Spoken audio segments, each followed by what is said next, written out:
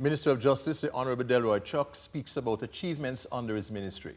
Welcome, I'm Ian Boyne. Minister, achievements in the area of infrastructure development. Certainly we have had major repairs done to a few of our courthouses. Not enough. We have done a fair amount of improvements to the Sutton Street, the Halfway Tree Court, the Family Court and Duke Street, and we have started major renovation at the Supreme Court, where we are hoping to put in an additional 6 courts. We have already renovated 3, and during the course of the next few months, we intend to put in another 3. We're also looking, and plans are afoot, to fix up all of the courthouses, at least 78 of them, for them to be able to accommodate the audio-visual technology, which has been provided by the European Union. Technological developments overall, give us a sense of the achievements in that area. There's no doubt that the areas where we have put in the sort of audio and visual and video, that we have utilized it so that we have now been able to get witnesses to give evidence at remote locations. We're hoping that in more of the courts, when these audio-visual equipment go into the courts, that will be possible in virtually all the court rooms. There's no doubt that within the court system, if we use the technology, it would reduce the wait time and could also ease the backlog which we presently have in the courts. Now, fortunately, most of our courts now have computers that they can do their research. Our judges have not yet tuned up to using the computers to write their judgments. Many of them still write it by a long hand and then have to be typed out again. You're pressing them on that? I'm pressing them because we're going to have the technology whereby evidence will be provided, and with the audio-visual equipment, they should be able to read whatever is being said in court. And at the end of the day, instead of this note-taking, they can just print what was said in the course of the day, and read and digest and be able to summarize what has taken place during the day. Yeah. Minister, achievements, the thrust in justice reform. We have had several pieces of legislation which will be game changers. In terms of the restorative justice practice, this will be important to assist parties to see if they can settle matters before they're actually tried. And if that is done, a fair amount of cases will be dealt with. We have the Arbitration Act. It can be a source of major investment and also attracting persons who have disputes to be settled here in Jamaica. And recently we passed the Integrity Commission bill, which will send the right message that we intend to remove corruption from the layers of Jamaica.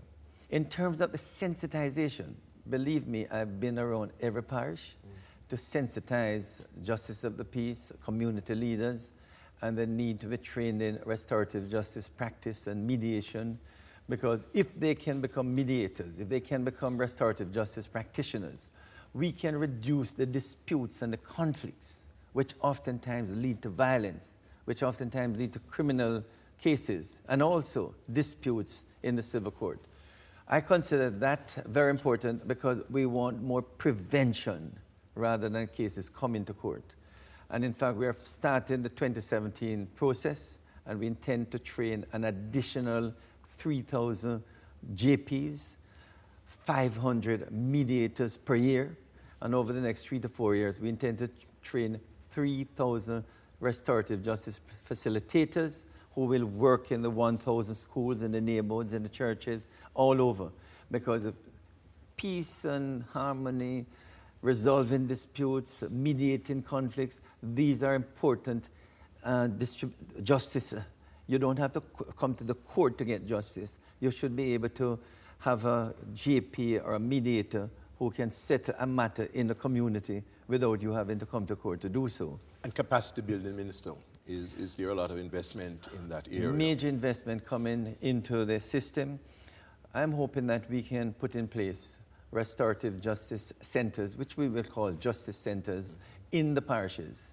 And those justice centers would be the place where persons can come and get a mediator or get some information on the various justice programs. And so we'll have at least 14 of them around the country.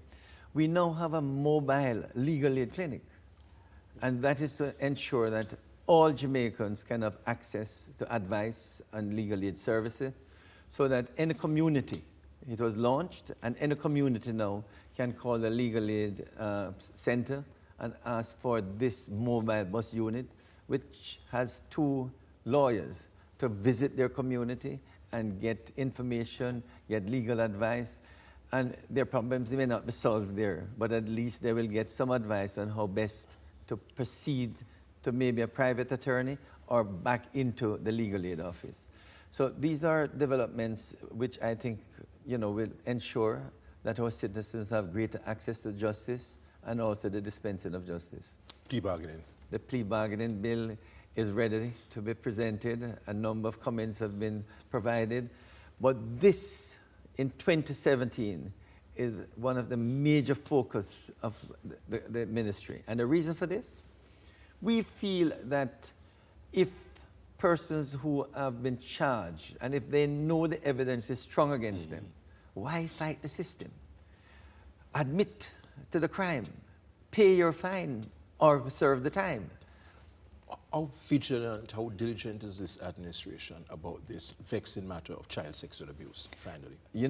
We have restarted the Joint Select Committee on Sexual Offences.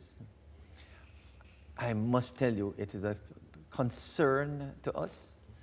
We are trying to see whether the legislation can be improved so that it sends the right signal to perpetrators.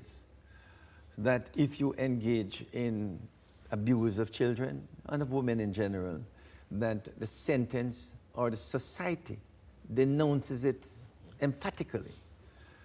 But we also want to be able to remove this, what seems to be an embedded behavior, that nothing is wrong with illicit sex, especially with these young children. Young girls must be protected, especially from older men. And somehow, we need to put in place the proper legislation, and we're carefully looking at the various Domestic Violence Act, the Sexual Offences Act, Child Care and Protection Act, to make sure that all the agencies have the necessary tool, that when they go for these perpetrators, not only are they caught, but they're disposed of effectively to send the right signal. We thank you for that assurance, Minister. Minister of Justice, the Honorable Delroy Chuck, speaking to us about achievements under his ministry.